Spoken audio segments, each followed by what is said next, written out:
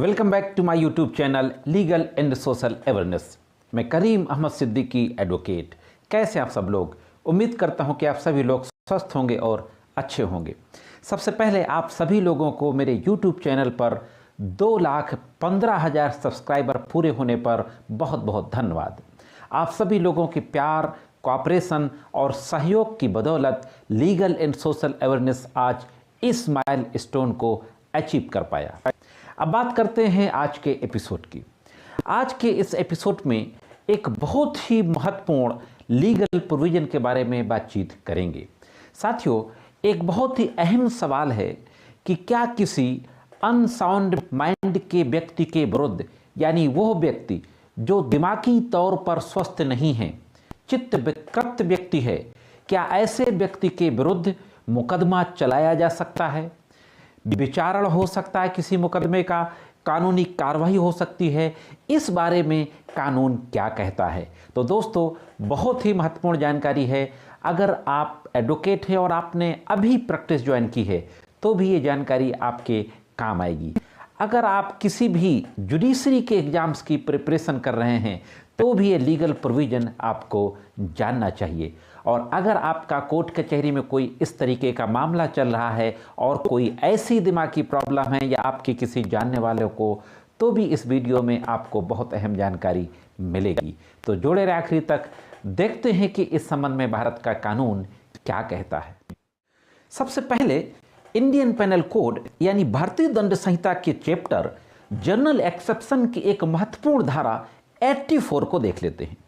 धारा 84 में ये कहा गया है कि ऐसे व्यक्तियों द्वारा किया गया कार्य जो चित्त विकृत यानी अस्वस्थ दिमाग के हैं, उनके द्वारा किया गया कार्य अपराध है या नहीं। तो धारा 84 को देखते हैं। धारा 84 क्या कहती है? धारा 84 कहती है, nothing is an offence which is done by a person who at the time of doing it by reason of unsoundness of mind is incapable of knowing the nature of the act or that he is doing what is either wrong or contrary to law। अर्थात कोई बात अपराध नहीं है जो ऐसे व्यक्ति द्वारा की जाती है जो उसे करते समय चित्त विकृति के कारण उस कार्य की प्रकृति या जो कि वह कर रहा है वह दोषपूर्ण है या विधि के प्रतिकूल है, यह जानने में असमर्थ है। तो धारा 84 में यह स्पष्ट रूप से कहा गया कि ऐसे व्यक्ति के द्वारा किया गया कार्य जो चित्त विकृत होने के कारण यानी अनसाउंडनेस ऑफ माइंड होने के कारण कार्य करने की प्रकृति को समझ नहीं पा रहा है, जो काम कर रहा है उसके नेचर को, उसके बारे में उसकी जानकारी नहीं है, तो उस व्यक्ति का ऐसा कार्य अपराध नहीं होगा। यह तो थी इंडियन पेनल कोड की धारा 84। अब देखते हैं कि क्रिमिनल प्रोसीजर कोड में इस संबंध में कौन से महत्वपूर्ण प्रावधान दिए गए हैं। दोस्तों, क्रिमिनल प्रोसीजर कोड के चैप्टर 25 में सेक्शन 328 से लेकर 339 तक इस संबंध में बहुत ही इंपॉर्टेंट प्रोविजन दिए गए हैं। इस चैप्टर में बताया गया है कि अगर कोई ऐसा व्यक्ति जो कि मानसिक रूप से अस्वस्थ है, उसके खिलाफ न्यायालय में कोई मुकदमा पहुंच जाता है तो इंक्वायरी और ट्रायल के दौरान मजिस्ट्रेट को या सेशन कोर्ट को क्या करना चाहिए, किस तरीके का प्रोसीजर एडॉप्ट करना चाहिए। सबसे पहले हम धारा 328 को देखते हैं। धारा 328(1) में यह कहा गया है कि कोई ऐसा व्यक्ति जो मानसिक रूप से अस्वस्थ होने के कारण न्यायालय के समक्ष अपना डिफेंस करने में असमर्थ है, अपनी प्रतिरक्षा नहीं कर सकता, अपना बचाव नहीं कर सकता, तो मैजिस्ट्रेट उस व्यक्ति को डिस्ट्रिक्ट के सिविल सर्जन या स्टेट गवर्नमेंट द्वारा अपॉइंट किया गया किसी मेडिकल ऑफिसर को जांच हेतु दे देगा कि इसकी स्वास्थ्य की जांच की जाए, और फिर मेडिकल ऑफिसर या सिविल सर्जन को न्यायालय में गवाही देने के लिए भी बुला सकता है। यह तो बात थी धारा 328(1) में जो कही गई है। इसी धारा में 1A धारा को अमेंडमेंट करके 2008 में ऐड किया जाता है, और धारा 1A में कहा जाता है कि अगर वह व्यक्ति मेडिकल सर्जन और मेडिकल ऑफिसर की जांच में अगर अनसाउंड माइंड पाया जाता है तो अनसाउंड माइंड पाए जाने पर उस व्यक्ति की देखरेख हेतु उसको मनोचिकित्सक, रोग विषयक या मनोवैज्ञानिक के पास भेजेगा। वो लोग मजिस्ट्रेट को सूचित करते रहेंगे और अभियुक्त को बताएंगे कि अभियुक्त मानसिक रूप से चित्त विकृत है या मनोरोग से परेशान है या नहीं है। इस संबंध में उसको बताते रहेंगे। दोस्तों, इसी धारा में प्रोविजो भी दिया गया है और प्रोविजो में कहा गया है कि अगर कोई अभियुक्त जिसकी रिपोर्ट मनोचिकित्सक द्वारा, यानी जो सिविल सर्जन और मेडिकल ऑफिसर्स के द्वारा जो रिपोर्ट दी जाएगी न्यायालय में, अगर ऐसी रिपोर्ट दी जाती है जो उस व्यक्ति के विरुद्ध है, वो व्यक्ति उस रिपोर्ट से व्यथित है, सेटिस्फाइड नहीं है, तो अभियुक्त व्यक्ति उस रिपोर्ट को मेडिकल बोर्ड के समक्ष चैलेंज कर सकता है। अब मेडिकल बोर्ड में कौन कौन होगा?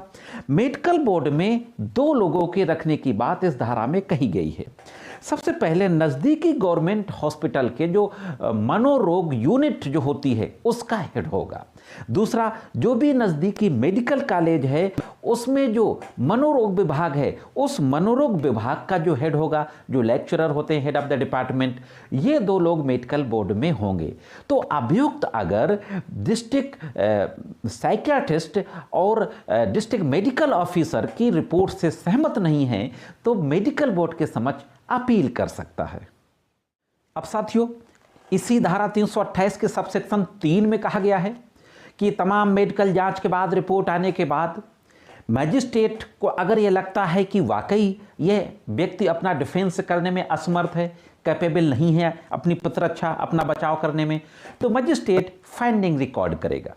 प्रोसिक्यूशन द्वारा जो एविडेंस कोर्ट में की गई है, पेश की गई है, उसको एग्जामिन करेगा और ये सब करने के बाद अभियुक्त से किसी तरीके की पूछताछ नहीं करेगा। स्पेसिफिक रूप से इस सब सेक्शन में दिया गया है कि एक्यूज्ड से कोई क्वेश्चन पूछे नहीं जाएंगे।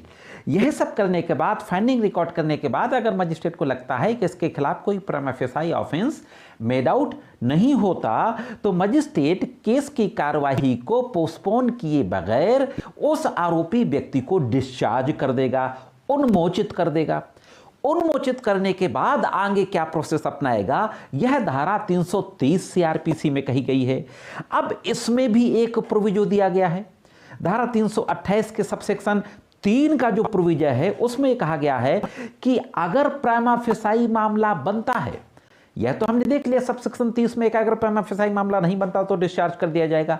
लेकिन इसके विपरीत अगर अभियुक्त व्यक्ति के विरुद्ध प्रिमा फेसाई ऑफेंस मेड आउट होता है तो मनोचिकित्सक की राय के अनुसार, जो साइकियाट्रिस्ट हैं उनकी राय के अनुसार जितनी जरूरत होगी उसको इलाज के लिए, उतने दिन तक के लिए मजिस्ट्रेट केस की कार्यवाही को एडजॉर्न कर देगा, पोस्टपोन कर देगा और आगे की कार्रवाई धारा 330 सीआरपीसी के तहत करेगा। 330 में क्या कहा गया है वो भी अभी हम आगे देखते हैं।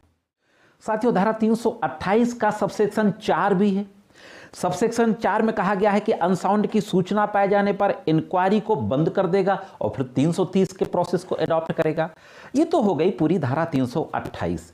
अब धारा 329 में अभी ये बिफोर ट्रायल का प्रोसेस है, इंक्वायरी के दौरान।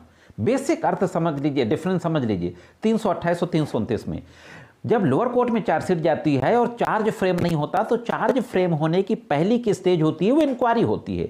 तो इंक्वायरी के दौरान अगर ये चीज मजिस्ट्रेट के संज्ञान में आती है तो ये प्रोसेस अपनाएगा। लेकिन चार्ज फ्रेम होने के बाद ट्रायल शुरू हो जाता है और ड्यूरिंग द ट्रायल अगर यह बात नॉलेज में आती है, कोर्ट के संज्ञान में आती है कि फला व्यक्ति अनसाउंड माइंड है, तो चाहे मजिस्ट्रेट की कोर्ट हो चाहे सेशन की कोर्ट हो, 329 में भी वही प्रक्रिया अपनाई जाएगी जो प्रक्रिया अभी 328 में अपनाई गई। दोस्तों, अब साथियों, सबसे महत्वपूर्ण धारा जो 330 है कि अगर अभियुक्त व्यक्ति अनसाउंड पाया जाता है तो आगे उसके साथ क्या होगा, धारा 330 के बारे में भी आज इसी वीडियो में बातचीत करेंगे। इसके बाद की जो धाराएं हैं किसी अगले वीडियो में बातचीत करेंगे, वो पार्ट 2 होगा, क्योंकि सारे सेक्शंस को अगर कवर करेंगे तो वीडियो लंबा हो जाएगा। तो देखते हैं कि धारा 330 में क्या कहा गया है। साथियों, इस चैप्टर की महत्वपूर्ण धारा है 330। धारा 330 सीआरपीसी को भी 3 सब सेक्शन में डिवाइड किया गया है। 330 सीआरपीसी के सबसेक्शन 1 में कहा गया है कि कोई व्यक्ति जो 328 329 के तहत जिसका जिक्र मैंने अभी किया अनसाउंड माइंड का पाया जाता है, तो उसके ऊपर चाहे जिस तरीके का अपराध हो, चाहे जितना गंभीर अपराध हो, चाहे जमानत पर छोड़े जाने का अधिकार हो या ना हो, न्यायालय उसको जमानत पर छोड़ देगी। लेकिन जो परंतुक है उसमें कहा गया है कि उसको वचन देना होगा कि वह स्वयं को या किसी दूसरे को क्षति न पहुंचाएंगे। अब वह व्यक्ति तो वचन देगा नहीं क्योंकि वह अनसाउंड माइंड है, तो उसके साथ जो लोग होंगे वो श्योरिटी देंगे। धारा 330 सबसेक्शन 2 में कहा गया है कि अगर वचन नहीं दिया जाता, कोई व्यक्ति उसके घर का वचन देने को तैयार नहीं है, तो फिर न्यायालय उस व्यक्ति को मनोचिकित्सक के पास इलाज के लिए भेज देगी, जहां पर उसका समुचित इलाज किया जाएगा और वो समय समय पर इसकी सूचना गवर्नमेंट को देते रहेंगे। अब धारा 330 का सेक्शन 3 जो महत्वपूर्ण सेक्शन है कि न्यायालय ऐसे व्यक्ति को डिस्चार्ज भी कर सकती है, और डिस्चार्ज करने से पहले भी जमानत लेगी, इस बात की जमानत लेगी कि वो क्षति नहीं पहुंचाएगा, और ऐसी जगह उसका रखेंगे जहां उसका प्रॉपर इलाज करेंगे, उसकी समुचित देखरेख करेंगे, उसको प्रॉपर प्रशिक्षण देंगे। तो इस तरीके की अगर कोई व्यक्ति, उसके घर परिवार का कोई व्यक्ति जमानत देने को तैयार है, तो ऐसे व्यक्ति को न्यायालय उन्मोचित भी कर सकती है। दोस्तों, अब साथियों, जो और एक महत्वपूर्ण धारा है इस चैप्टर की, धारा 331, उसमें यह कहा गया है कि अगर वह व्यक्ति, कहीं से सूचना मिलती है कि अब सही हो गया, स्वस्थ मस्तिष्क का हो गया, तो ऐसे व्यक्ति के खिलाफ दोबारा फिर से मुकदमा चलाया जा सकता है। साथियों, अब आगे जो इस चैप्टर में धारा बची हैं 332 से लेकर 339 तक, इनके बारे में किसी और वीडियो में बात करेंगे। यह पार्ट 1 होगा, उसको पार्ट 2 करके लाएंगे। तो दोस्तों, यह थी इस संबंध में एक महत्वपूर्ण जानकारी। मैं समझता हूं कि ये जानकारी आपके जरूर काम आएगी। जानकारी कैसे लगी कमेंट्स करके जरूर बताएं। आज की वीडियो में इतना ही, मिलते किसी अन्य वीडियो में कानून कुछ अन्य जानकारियों के साथ। तब तक महत्वपूर्ण जानकारियों के लिए देखते रहें लीगल एंड सोशल अवेयरनेस।